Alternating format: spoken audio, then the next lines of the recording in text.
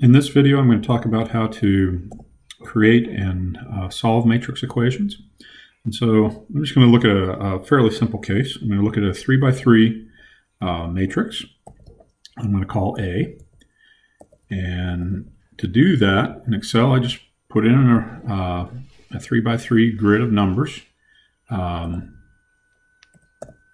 this. And so Excel knows that I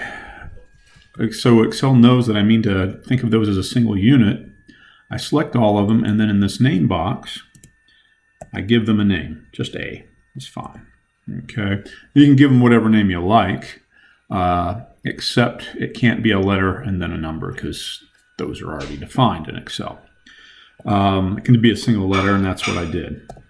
Okay.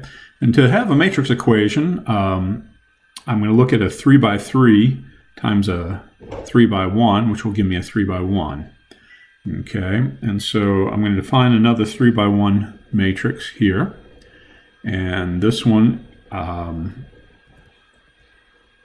going to call B.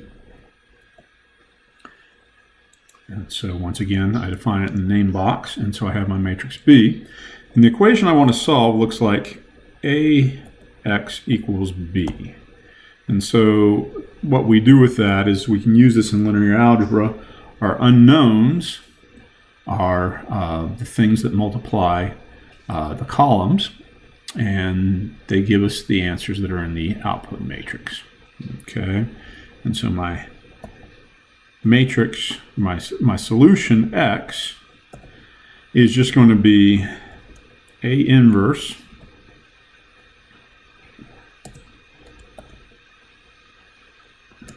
X equals A, and then A inverse, I'll write it something like that, and B. That's just symbolically what the formula I'm going to try to do is, but how that actually works in Excel looks like this. The answer should be a 1 by 3.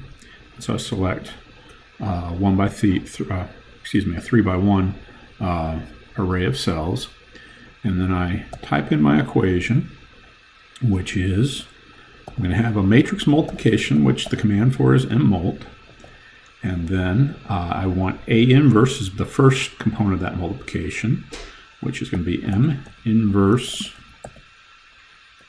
A. And you can see how it's selected that array A. And then I'm going to multiply A inverse, which is M inverse A, times B. And that's the formula. Now, the important thing here is I can't just hit enter. I have to hit Control-Shift-Enter so it knows that formula applies to all 3 cells that I've selected. So hold down Control, Shift, hit enter, and it puts an answer in all 3 of those cells. And that's how we do matrices in Excel.